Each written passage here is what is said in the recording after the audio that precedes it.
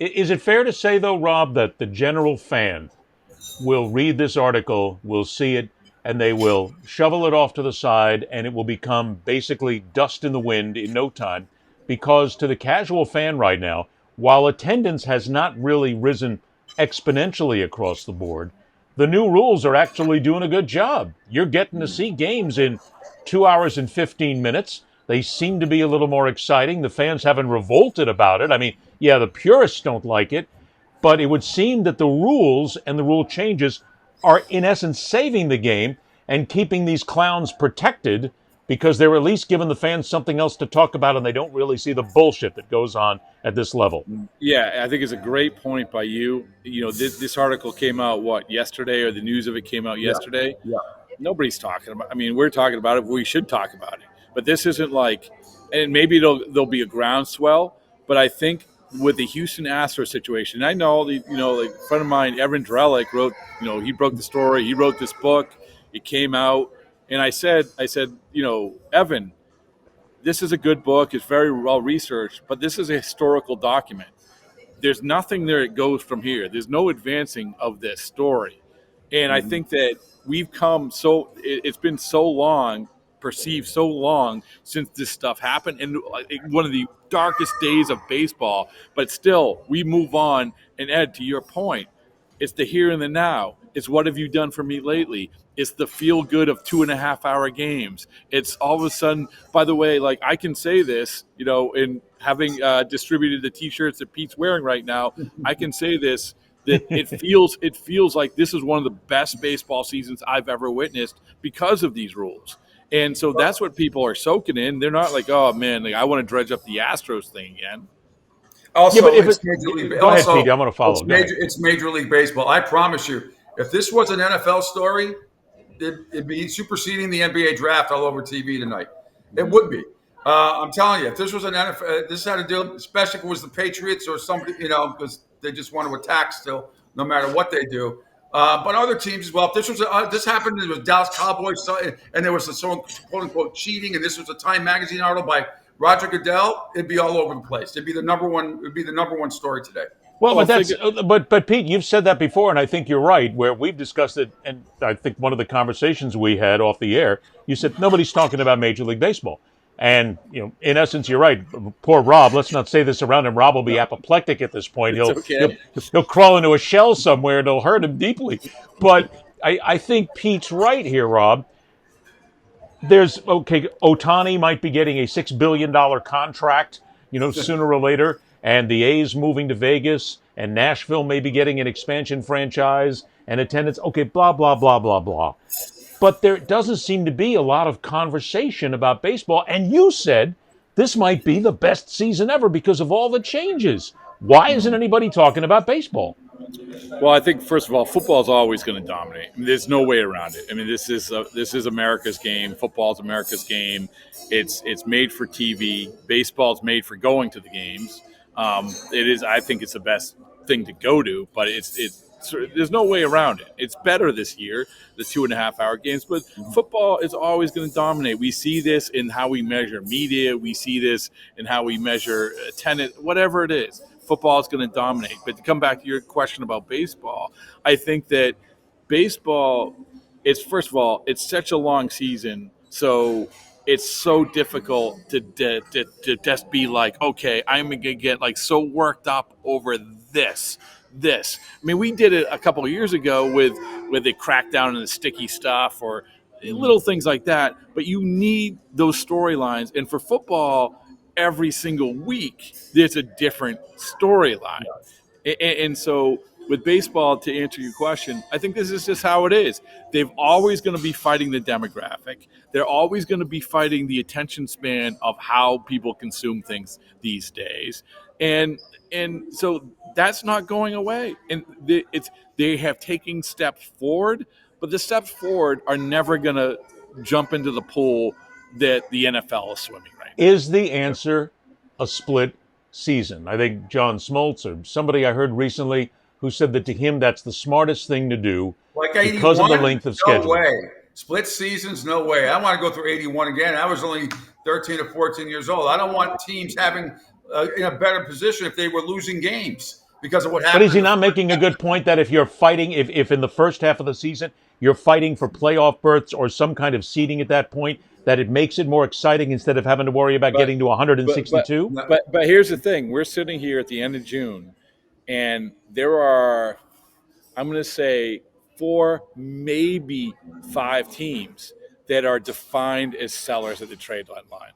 Every other team can make a case that they actually have a chance, and that's something that we honestly like. That's not normal, but Exactly. that's a reality right now. I mean, Yeah. and so these teams, and you do have the good thing is that Cincinnati, holy mackerel, like what a story Wow. that is. Like, Amazing. Yeah. right?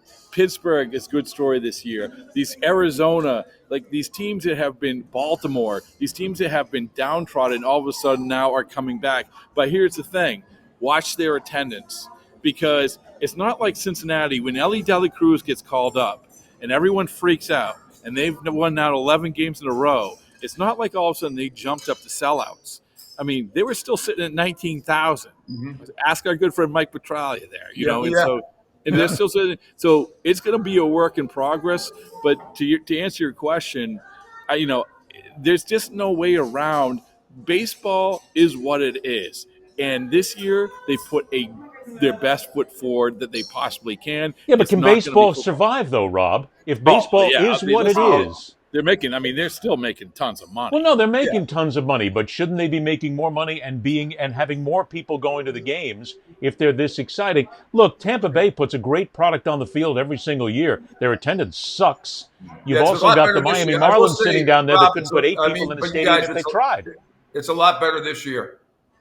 Surprisingly so. No, it is. It's surprisingly better this year. That stadium stinks. And that's a problem. The Well, travel.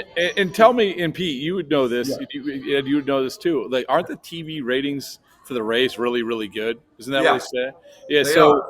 so And we carry them on the radio station, so I hope they're pretty good too. there you go. But I would say this is that with the baseball, think about this. So you have 81 home games, and every time you go to a home game in Boston, oh my goodness, it's at least $50 to park. I mean, this is like a couple $100 easy on top of the tickets that you're spending. So there's 81 of those. So you aren't going to get the crowd that the consistent crowd that you get in a football stadium just because the math doesn't add up. And so that's part of the problem. And so I don't know how much you can solely base it on absolute attendance. I would say this is that if you get to September and you get to October and those teams that you were talking about aren't packing the place, that's when you should be worried, because those are the times where you shouldn't worry about spending money. Well, and what Major League Baseball has to not worry about, but they need the Trouts and Otanis to be in the postseason this year. Now, I went out on a limb.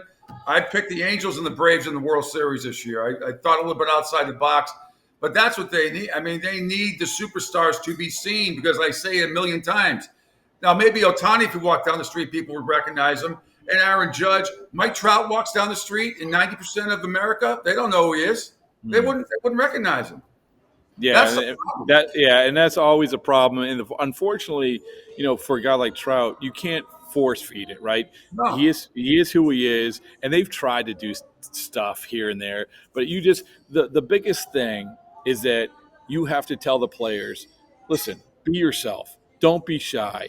Get out there, I've talked about this with Joe Kelly, like that there is an acceptance. I mean, this, like, Joe just doesn't give a shit, but he's 35 years old, and he can tell the 22-year-old don't give a shit, but he's still probably like in the corner of the locker room. What's going on? But you have to get these guys to show their personalities, whatever those personalities are, and unfortunately, some of the best players don't have great personalities. Yeah, Well, but and also sometimes- you're looking at a different type of player here, because one of the big issues in baseball now is the lack of American black players. And there were none who were in the World Series this year, which I think was the first time in decades.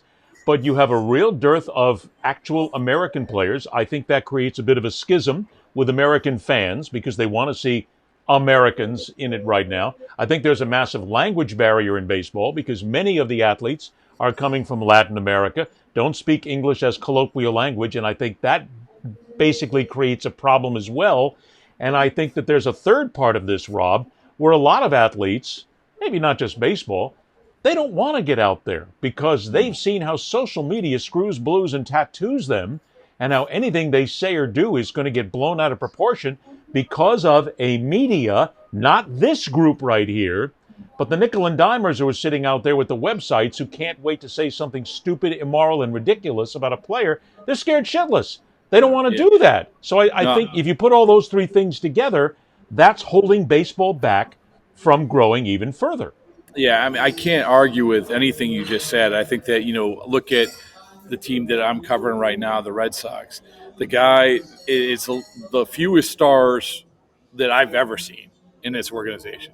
And the one star that you have is Rafael Devers, who doesn't do his interviews in English, doesn't have a contract that we can talk about every single day. And so all of a sudden, what do you talk? I don't want to go through a translator for Rafi Devers to talk about the great art of hitting. It's come and gone. And, you guys know this.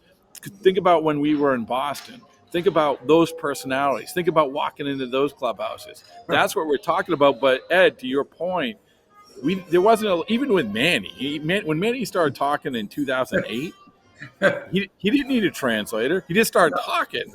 So, so I think that's a big part of it. And the other thing that you said is true, too, is that they want to control their brand more than ever, and they can control their brand more than ever. They can go on Instagram. They can get their funny videos out. They can get their funny stories out. And the first guy who actually did this was Schilling. Schilling did the blog 38 Pitches in 2006. Sure. And he's like, I'm going to control my own message. And that's how he's doing it. And now everybody's doing it with Instagram. Yeah, no, that's a great point. I remember sitting back in the Red Sox locker room, and I was the new kid in town, and that was the year that they went to the World Series in '04, which I basically take a lot of responsibility for. But it was nice being able to sit there with Kevin Millar and Pokey Reese, and we were just knocking around having fun. I mean, never forget Pokey Reese looking at me one time and going, "You got a lot of hair, man. That's really good hair." And I looked at him, and he had his hair in cornrows, and I said, "Do you think I could do my hair like you?" And he said, "No, man, I don't think that's a good idea." But we don't see that anymore because the players are scared shitless about dealing with a media that wants to dig for their personal side of life and not just have fun. But for the first time since 2004, and that was a special team, obviously, the idiots and Millar and Manny and Pedro. But I think we're seeing a lot of that this year with the Cincinnati Reds. They are a fun team to watch. They're a fun team to cover. They do goofy things. Baseball needs more of that. I know the Red Sox have the wheelbarrow and characters, that kind of thing, but stuff like that is fun. Oh, Joey Votto, the combination of Joey Votto and these young players. But Ed, I'll give you another thing that's become part of the problem. It's the teams. It's the media relations departments of the teams. They're also scared shitless more than ever. Don't start there, yeah. No, but I'm serious. Like there's more. They are petrified of. I've never seen, across, and I'm not talking about just Red Sox. I'm talking about I have to deal with a ton of these teams for this national podcast, and I see it. Well, what do you want to talk to them about? Okay, what do you? Can we see the questions? It's. I think that's more than that way than ever before, and I think it's in large part because of what you're talking about. Because it is the Wild West of media outlets and news distribution. Yeah, I think there is something to be said about the media, but then again, this is not anything new. I mean, there was a time when you could screw around with the players in every sport and basically kind of talk to them and have a little fun with them. I don't see that anymore with any sport at this point because the players are... Look, I've had some players say, "I don't know if your cell phone has a TMZ recording on it."